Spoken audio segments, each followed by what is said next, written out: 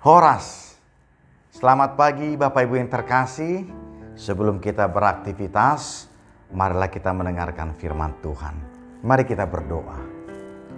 Kasih karunia dan damai sejahtera dari Allah Bapa dan dari anaknya Tuhan Yesus Kristus menyertai kamu sekalian. Amin. Firman Tuhan yang menjadi renungan bagi kita pada hari ini, hari Senin tanggal 21 Juni 2021, diambil dari kitab Yeremia pasal 29 ayat 11.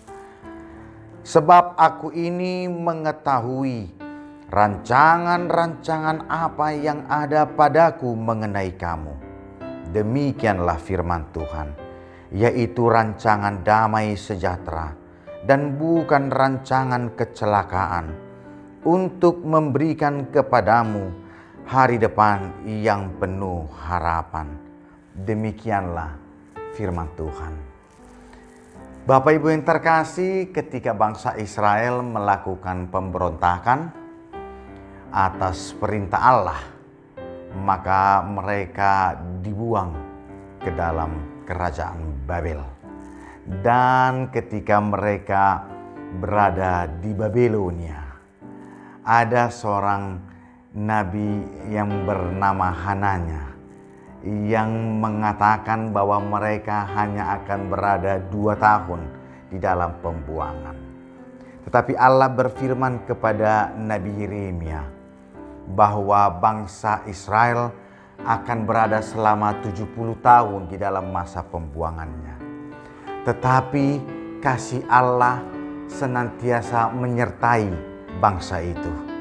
Allah tidak serta-merta meninggalkan bangsa Israel, tetapi Ia senantiasa memelihara mereka walau di dalam pembuangan di Babel. Dan di dalam ayatnya yang ke-11, Allah mengatakan bahwa pada saat 70 tahun nanti, Allah akan membebaskan mereka dari pembuangan.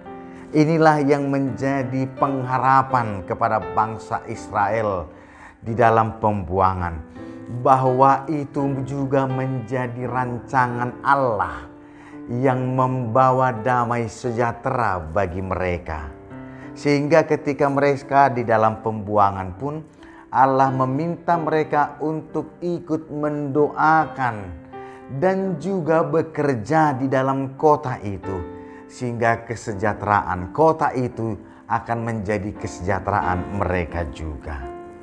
Dan Bapak Ibu yang terkasih, bahwa rancangan Allah yang adalah damai sejahtera, yang memberikan pengharapan, itu juga sampai kepada kita saat ini. Tetapi rancangan Allah yang damai sejahtera itu sudah disempurnakan di dalam Kristus Yesus.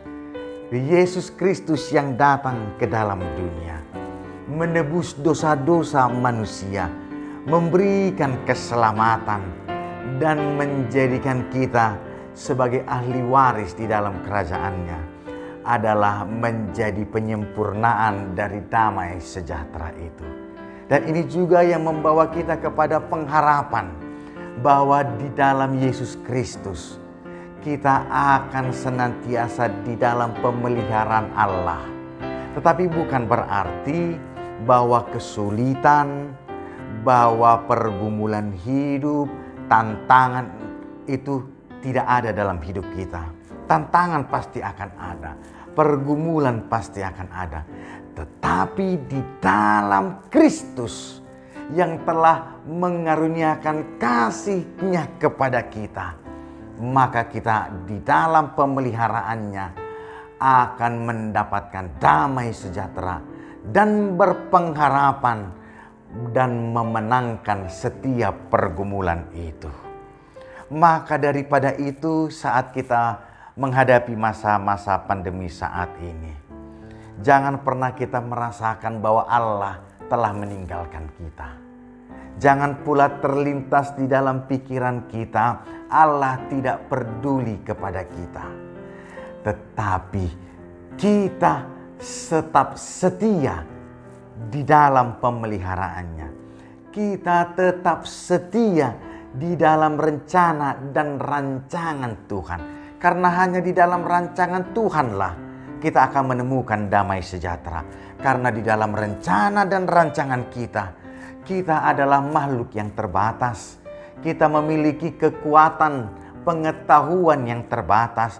Maka rancangan dan rencana kita belum tentu akan membawa damai sejahtera. Bahkan seringkali akan menghasilkan kekecewaan. Di dalam Yesaya pasal 55 ayat 8 dan ayat ke-9. Allah mengatakan bahwa rancanganku bukanlah rancanganmu dan jalanmu bukanlah jalanku. Sama seperti tingginya langit, seperti itulah tingginya rancanganku dibandingkan rencanamu. Karena itu Bapak Ibu yang terkasih, mari kita tetap setia untuk berada di dalam rancangan Tuhan. Karena hanya di dalam rancangan Tuhan kita senantiasa di dalam kasih karunia-Nya. Di dalam rancangan Tuhan maka kita senantiasa di dalam pemeliharaan penyertaan ketika kita menghadapi pergumulan di dalam hidup, baik secara ekonomi, baik secara kesehatan. Allah hadir di dalam hidup kita.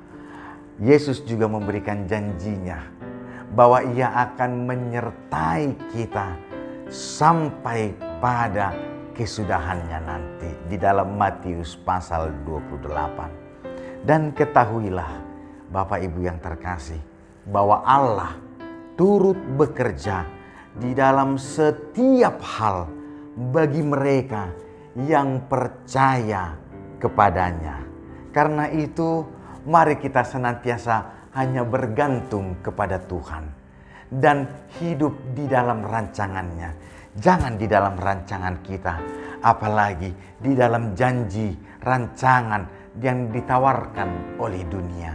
Karena kita sudah seringkali dikecewakan oleh harapan, janji-janji palsu yang ditawarkan oleh manusia, ditawarkan oleh dunia. Tetapi Allah tidak pernah mengecewakan mereka yang berseru kepada Dia. Maka ketika Allah memberikan rancangan damai sejahtera itu, Ia juga mengatakan di ayat yang ke-12. Dan apabila kamu berseru dan datang untuk berdoa kepadaku, maka aku akan mendengarkan kamu. Mari saat ini ketika kita akan beraktivitas, hiduplah di dalam rencana Tuhan. Dan biarlah kehendak-Nya yang jadi di dalam hidup kita. Dan ketika kita menghadapi pergumulan, kita sampaikan kepada Dia. Ia akan mendengarkan. Sehingga kasih karunia Allah yang telah diberikan kepada kita di dalam Kristus tidak menjadi sia-sia, tetapi akan senantiasa berbuah di dalam kehidupan kita. Maka itu, mari tetap hidup di dalam pengharapan, karena Allah telah memberikan pengharapan itu kepada kita, agar kita senantiasa bersama di dalam rancangannya. Tuhan memberkati dan menguatkan kita untuk hidup setia di dalam rancangan Tuhan. Amin. Mari kita berdoa. Allah Bapa kami sungguh bersyukur atas kasih karunia yang Engkau berikan kepada kami. Engkau adalah Allah yang setia, yang telah mengaruniakan kasih karunia dalam diri Kristus kepada kami, sehingga kami telah mendapatkan keselamatan.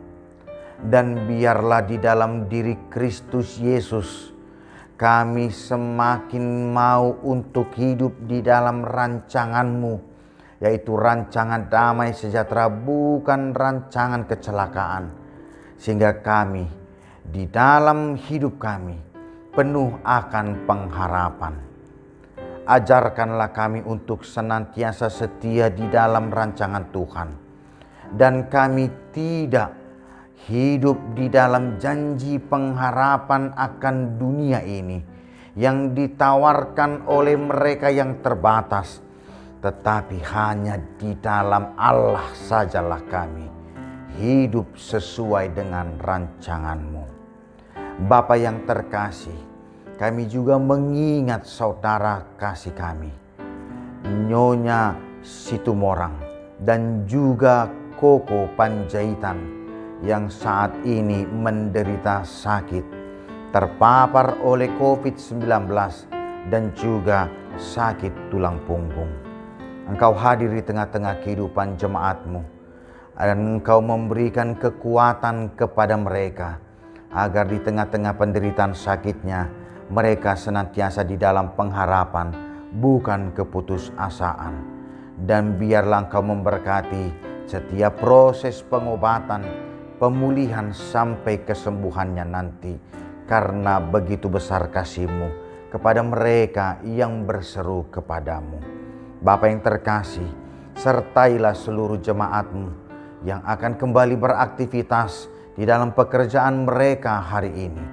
Berkatilah setiap pekerjaan itu dan kuatkanlah mereka melakukan pekerjaan mereka, sehingga mereka senantiasa bekerja di dalam bagian hidup di dalam rancangan Tuhan, sehingga mereka bersuka cita ketika bekerja, berpengharapan atas pekerjaan mereka, karena rancangan damai-Mu menyertai seluruh jemaat-Mu.